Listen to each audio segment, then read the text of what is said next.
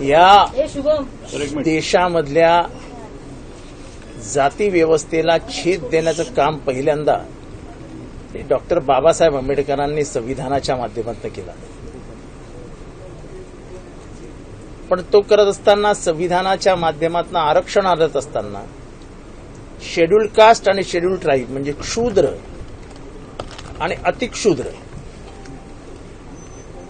Schedule caste म्हणजे मागासवर्गीय, ज्यांना हिंदीमध्ये पिछडे म्हणतात, अतिपिछडे म्हणतात, ते आणि आदिवासी जनसमुदाय म्हणजे ज्याला शेड्यूल ट्राईब म्हणतात, अनुसूचित जमाती म्हणतात, त्यांना आरक्षण देण्याचं काम हे संविधानाच्या माध्यमातून डॉक्टर बाबासाहेब आंबेडकरांनी केलं. पण डॉक्टर बाबासाहेब आंबेडकरांना माहिती होतं की फक्त तेच मागासलेले नाही तर त्यांच्यापेक्षाही जास्त मागासलेला एक मोठा वर्ग या भारतात आहे. आणि म्हणून ते अग्रही राहिले, ते म्हणजे इतर मागासवर्गीयांमध्ये, ज्याला आता ओबीसी म्हणून संबोधले जाते. तेव्हा त्याला विरोध झाला, त्याच्यात थोडंसं राजकारण झालं, त्याच्यात मी जात नाही. पण त्यांना आरक्षण मिळालंच पाहिजे हा माझा आग्रह आहे, नाही तर मी मंत्रिमंडळात राहणार नाही असं म्हणत त्यांनी नेहरूंकडे आपला राजीनामा सुचवला. त्यामुळे इतर मागासवर्गीयांचा खरा जो अधिकार त्यांना मिळतोय त्याचा खरा जनक कोण आहे, तो जनक आहे डॉक्टर बाबासाहेब आंबेडकर. नंतर मग कालेलकर आयोगाला, हा आयोगाला, तो आयोगाला, अनेक आयोग येऊन गेले. पण शेवटचा आयोगाला बद्री प्रसाद मंडळ आयोग, बीपी मंडळ आयोग. आणि मंडळ आयोग हे इतर मागासवर्गीयांचे मसीहा, इतर मागासवर्गीयांचे आश्रयदाते विश्वनाथ प्रताप सिंग यांनी तो अहवाल स्वीकारला आणि त्यांच्या आरक्षणाला पहिल्यांदा मान्यता दिली. राजकीय आरक्षणाशिवाय समाज पुढे जाऊ शकत नाही. व्यवस्थेमध्ये मागासवर्गीयांचा सहभाग असला पाहिजे, ही थिअरी पहिल्यांदा भारतात आणली ती डॉक्टर बाबासाहेब आंबेडकरांनी. पण इतक्या मोठ्या लोकसंख्येला लोकमान्यता, राजमान्यता आणि त्यांच्या आरक्षणावरला कायदेशीर शिक्का हा मारला तो विश्वनाथ प्रताप सिंग यांनी आणि मंडळ आयोगाला मान्यता दिली. मंडळ आयोगाला विरोध कोणी केला, तर मंडळ आयोगाला विरोध हा पहिल्यांदा भारतीय जनता पक्षाकडनं झाला. ओबीसींना आरक्षण मिळत असताना त्याला सर्वाधिक विरोध हा जे कमंडळ हातात घेऊन निघाले होते त्यांनी केला आणि या देशामध्ये मंडळ आयोगाविरुद्ध भूमिका जाहीर केली. पण अशाही परिस्थितीत पुरोगामी महाराष्ट्राचे तेव्हाचे मुख्यमंत्री आणि आमचे नेते श्री शरदचंद्र पवार यांनी राजीव गांधींशी चर्चा करून निर्णय घेतला. त्यांनी हा निर्णय म्हणजे घेताना सगळ्यांशी चर्चा करून निर्णय घेतला आणि हा निर्णय महाराष्ट्रात लागू केला.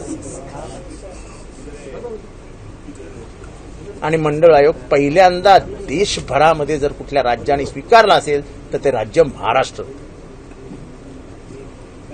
आज जे 3 वर्ष या सरकारने कोर्टामध्ये मुद्दामून वाया घालवलं आणि ओबीसींना आपल्या आरक्षणापासून वंचित ठेवलं, आज काल ते सुप्रीम कोर्टाने सगळे मार्ग उघडे केले आणि आरक्षणातनं पुढच्या निवडणुका झाल्या पाहिजेत, इतर मागासवर्गीयांना प्रतिनिधित्व लोकशाहीमध्ये मिळालं पाहिजे असं म्हणत पहिल्यांदा सगळे मार्ग खुले करून आता इलेक्शन घ्यायला सांगितलंय. पण तोपर्यंत 3 वर्ष वाया गेली.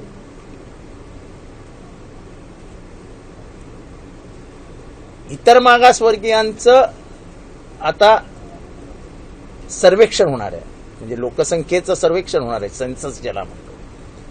माझं आव्हान असेल इतर मागासवर्गीयांना, चूक करू नका, आपल्या जाती नोंदवा. जे काशीरामजींनी सांगितलं होतं ते लक्षात ठेवा.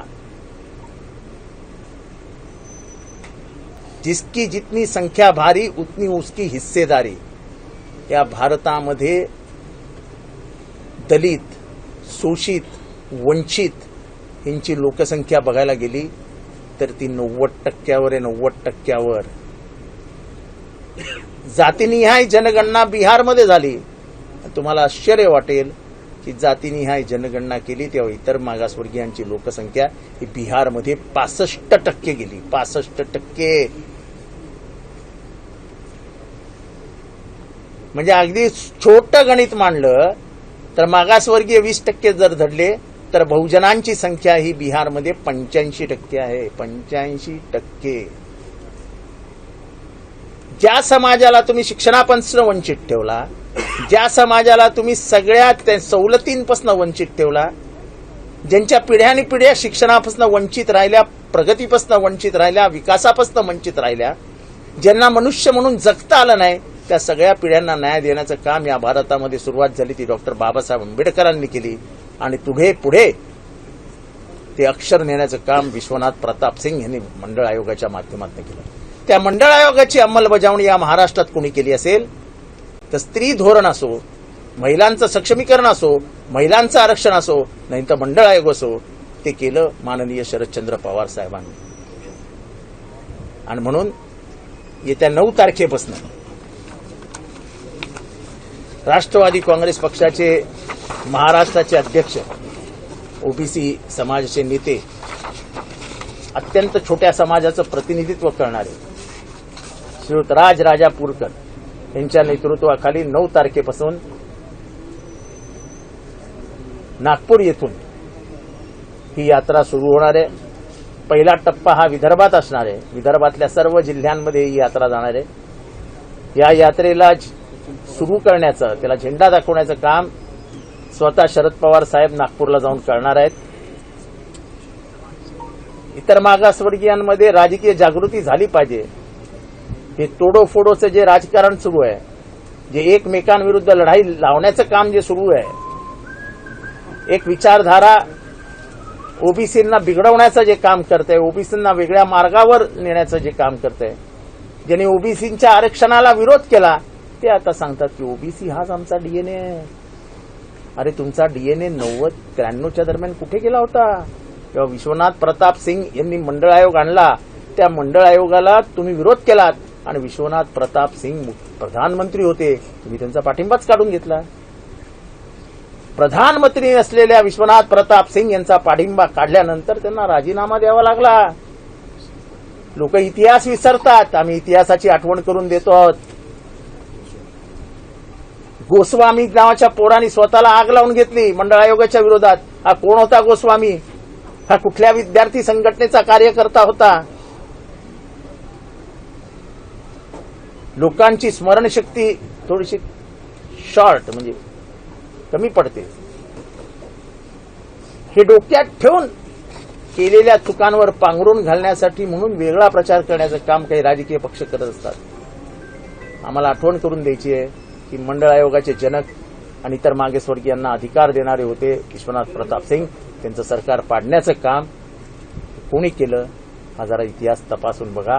ते मंडळ आयोगाचे विरोधक होते. आणि मंडळ आयोगाच्या माध्यमातून आलेलं ओबीसीचं आरक्षण अबाधित राहिलं पाहिजे. जातीनिहाय जनगणना झालीच पाहिजे.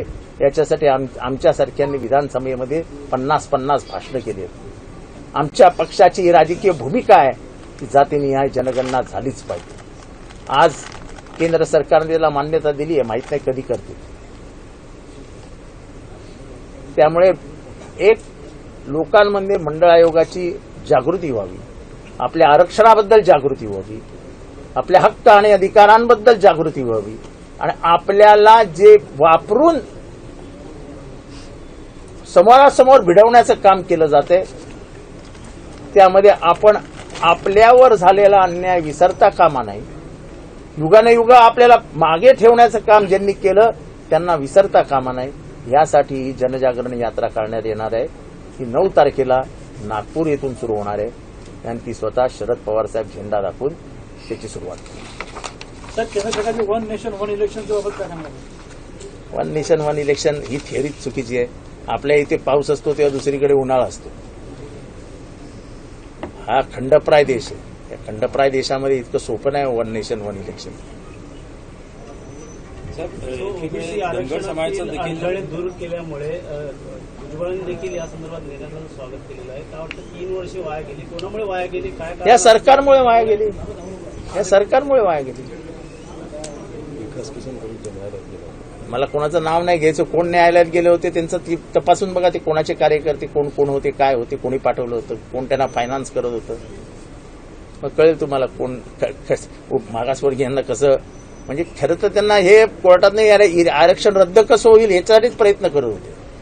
जसं मी इतिहास सांगितला, फरक आहे का त्यांना अशांना याचिकाकर्त्यांना जी ओबीसीच्या विरोधात असते? ओबीसीच्या विरोधात जे आहेत त्यांना चपराक एकच होईल, ती म्हणजे जेव्हा सत्ता ओबीसी स्वतःच्या ताब्यात घेईल. आपण जर संख्येने जास्त आहोत, बहुजनांचं राज्य आलं पाहिजे, बहुजनांनीच हे राज्य व्यवस्था ताब्यात घेतली पाहिजे, असं आमचं राजकीय म्हणणंच आहे.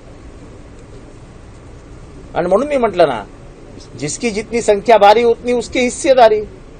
आमची संख्या 90% आणि आमचं प्रतिनिधित्व 9%. कसं चालेल? हे सगळं भांडण तिथे तर आहे. हे सगळी व्यवस्थेविरुद्धची लढाई आहे. म्हणजे ज्या औरंगजेबाला जमलं नाही ते तुळजापूरचं मंदिर पाडण्याचं काम करते.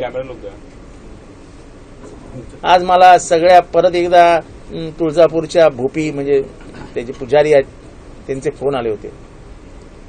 ते म्हणाले की गाभारा मोठा करण्यासाठी म्हणून गाभारा हलवण्याचं आणि तोडण्याचं आणि जे काय आहे ते, जगामध्ये प्राचीन वस्तू जतन करण्याची सवय आहे. मला माहित नाही तुळजापूरचं मंदिर हे कुठल्या शतकातलं आहे, पण ज्या देवळामध्ये ज्या गाभाऱ्यामध्ये स्वतः शिवराय गेलेत, त्यांच्या पावन स्पर्शाने पावन झालेले ते मंदिर आहे.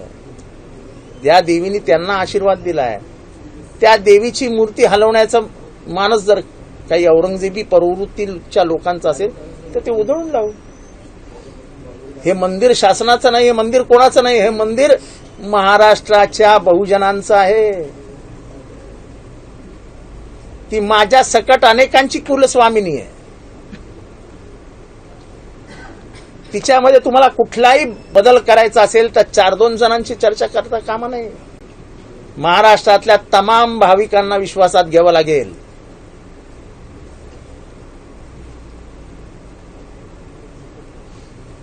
जे औरंगजेबाला जमलं नाही, जे अफजल खानाला जमलं नाही, ते तुम्हाला जमेल?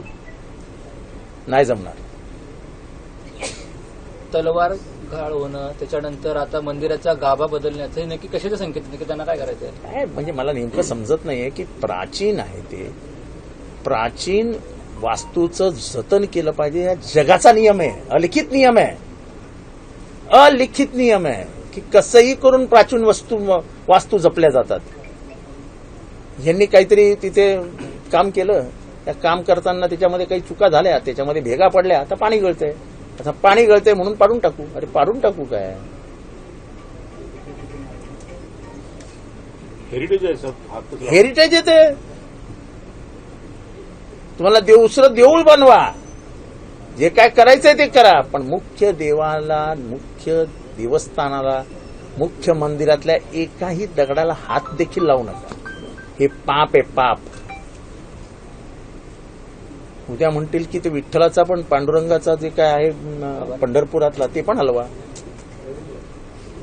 माहूरची देवी ती पण हलवा, आमची वणीची देवी ती पण हलवा.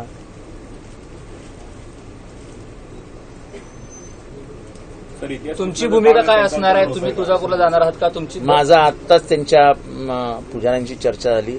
काही पुजाऱ्यांचं म्हणणं आहे की आम्ही साहेब तुमच्याकडे येतो, तर मीच त्यांना म्हटलं की मी 9 तारखेला ही यात्रा सुरू करायला मी सुद्धा नागपूरला जाणार आहे, त्यामुळे 10ला मी परत येईन. 11 किंवा 12 तारखेला मी स्वतः तुळजापूरला सगळ्या पुजाऱ्यांशी चर्चा करायला आणि गावकऱ्यांनी, कारण का गावामध्ये प्रचंड असंतोष आहे माझी गावकऱ्या, कारण का मी खूप वेळा तुळजापूरला जातो. म्हणजे मी आतापर्यंत कमीत कमी 201 वेळा तुळजापूरच्या भवानीचं दर्शन घेऊन आलो.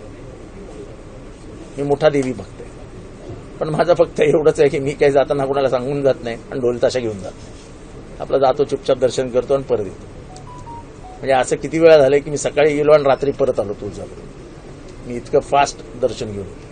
गाभाऱ्याबाबत बोलणारे असतील, हिंदू धर्म बोलणारे असतील, विश्व परिषद असतील, हिंदू विश्व, आता कुठे गेले? मला कोणाबद्दलही काही बोलायचं नाही. ती माझी नाही, महाराष्ट्राची कुलस्वामिनी आहे. ती शिवाजी महाराजांची कुलस्वामिनी आहे. ती आहे त्या जागेवरच राहिली पाहिजे. त्या मूर्तीला तिच्या जागेवर स्पर्शच करता का. ज्या जागेवर शिवरायांनी तिचं दर्शन घेतलंय ती जागा पवित्र आहे.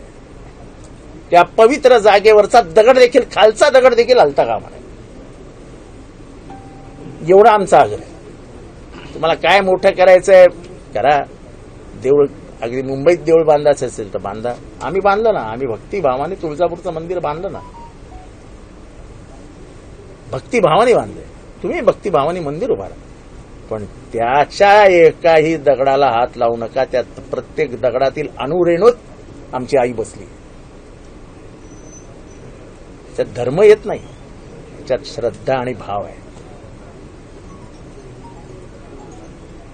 जर ते कोल्हापूरचे गादी आणि साताऱ्याची गादी हे महाराज त्या संदर्भात काय पाऊल चुकली आहे? उदरनिर्वाह मला हे बघा, काळाराम मंदिराबाबत तुम्ही देखील गेले होते, तर संभाजीराजे पण गेले होते. काळाराम मंदिर ही एक वेगळी गोष्ट होती. काळाराम मंदिर हे इथल्या जाती व्यवस्थेला आव्हान देऊन डॉक्टर बाबासाहेब आंबेडकरांनी तेव्हाच्या मनुवाद्यांना धडा शिकवला होता आणि इथली व्यवस्थाच बदलून टाकली होती आणि काळाराम मंदिराचं आंदोलन झालं. म्हणजे महाडचा चौदार ताळ्याचं आंदोलन आणि काळाराम मंदिराचं आंदोलन हे इथले जाती व्यवस्थेविरुद्ध उपरलेलं हत्यार होतं. माणसाला पाणी पिऊ देणार नाही तुम्ही. कुठल्या व्यवस्थेबद्दल बोलतात तुम्ही? आणि म्हणून आम्ही मनुवादाविरुद्ध बोलतो. आम्ही उगाच बोलत नाही. आम्ही इतिहासाचे दाखले देऊन बोलतो. तुळजाभवानी मंदिराबाबत ते जर ठाम राहिले, तुळजाभवानी मंदिराबाबत ते जर ठाम राहिले तर तुमची भूमिका काय असणार आहे? किंवा तुम्ही आता आम्ही आमची भूमिका जाहीर केली आहे. हे बघा, शेवटी गावकरी निर्णय घेतीलच आणि महाराष्ट्रातले भाविक निर्णय घेतील. महाराष्ट्रातले भाविक निर्णय घेतील. मला वाटतं की महाराष्ट्रातले भाविक म्हणजे तुम्हाला नवरात्रीच्या काळामध्ये तुम्ही फक्त तुळजापूरच्या देवळामध्ये म्हणजे न चेपता असा प्रवेश करून दाखवा. तर भिडे गुरुजींनी पुन्हा आता धर्मनिरपेक्ष जसं तुम्ही म्हणतात तर त्यांनी सांगितलं सर्व धर्म आहे. सर्व धर्म समाज हा निखळ, ना पुरुष ना स्त्री असा प्रकार म्हणजे नपुसक. मी पती तू पत्नी हे उलट पाहिजे हे शक्य आहे का? तर नाही. म्हणून सर्व धर्मसमभाव निष्पन्न आहे असं भिडेंनी सांगितलंय. पुन्हा एकदा मला त्यांच्या चाड बुद्धीबद्दल कायम माझ्या मनामध्ये खूप प्रचंड आदर आहे. त्यांच्या बुद्धीबद्दल, त्यांच्या बुद्धिमत्तेबद्दल. त्यामुळे ते जे काय बोलत असतील. रायगडच्या पालकमंत्री तिला सुटलेला नाहीये. रायगडच्या पालकमंत्री पदाला तिला सुटला नाही आणि अशातच आता अजित पवार मुख्यमंत्री होत नाही तोपर्यंत गप्प बसायचं नाही असं एक वक्तव्य असं मुश्रीफांनी केलंय. चालेल, चांगलं आहे. म्हणजे हसन मुश्रीफांनी थेट देवेंद्रजी फडणवीसांना हलवण्याचा निर्णय घेतलाय की काय? नर्सिंगची तुमची फाईल 450 कॉलेजेसला जी मान्यता दिली ती उघडली जाईल उद्याच. जरा शांत घ्या म्हणा हसन मुश्रीफ. आणखी टॅरिफ लावणार आहे, त्यामुळे रशिया असेल, भारत असेल यांचे जे संबंध आहेत. डोनाल्ड ट्रम्प सरळ सांगतोय की रशियाकडनं तुम्ही ऑइल घेताय, ते ऑइल स्वस्तात घेता आणि ते महागात विकता आणि पैसे कमवता. म्हणजे भारताने व्यापार देखील काय करायचा हे देखील आता डोनाल्ड ट्रम्प ठरवणार आहे. म्हणजे ट्रम्प तात्या हे खरोखरच आता तात्याच्या भूमिकेत. तुम्हाला माहिती आहे ना की आपल्या इंटरनेटवरती डोनाल्ड ट्रम्प यांना तात्या म्हणतात. तात्या सोशल मीडियावरती तात्या म्हणतात. ट्रम्प तात्या, डोनाल्ड तात्या. तर खरंच ते तात्या झाले. तर आमचा बापच झालाय तो. आम्ही धंदा कोणाबरोबर करायचा, आमचा व्यापार काय, आम्ही पैसे किती कमवायचे, खर्च कसे करायचे, आम्ही कोणाशी भांडायचं, कोणाशी मैत्री करायची हे आम्हाला सांगणार कोण? तात्या. तेव्हा तात्यांच्याबद्दल काय बोलायचं? त्यांचा सातपुडा बंगला रिकामा केला नाही. हे जाऊ द्या, ते कुठे राहू, आपल्याला काय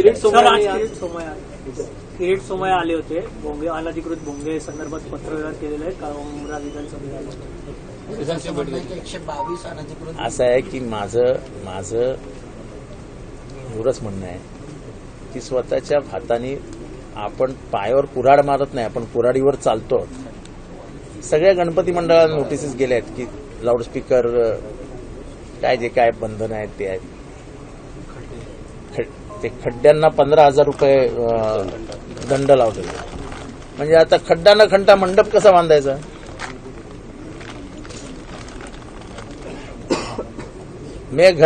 मैंने दुश्मनी की थी, मैं चला था एक घर जलाने, मुझे क्या पता था कि एक घर जलते जलते पूरा गांव जल जाएगा. असं एक घर जाळायला निघाले तर अख्खं गाव जळणार आहे.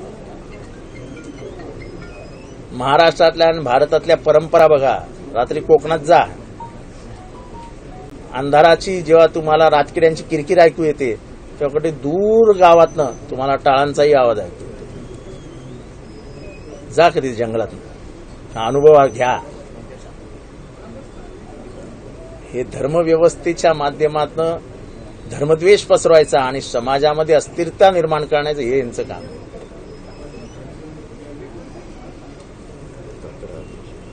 सकाळची म्हणजे मी विधानसभेत देखील बोललोय की सकाळची काकड आरती कितीला होते?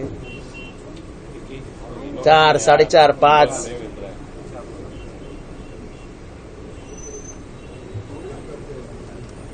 म्हणजे दुसऱ्याकडे बोट दाखवत असताना आपल्यावरती काय उडवणार आहे याचा देखील विचार केला पाहिजे.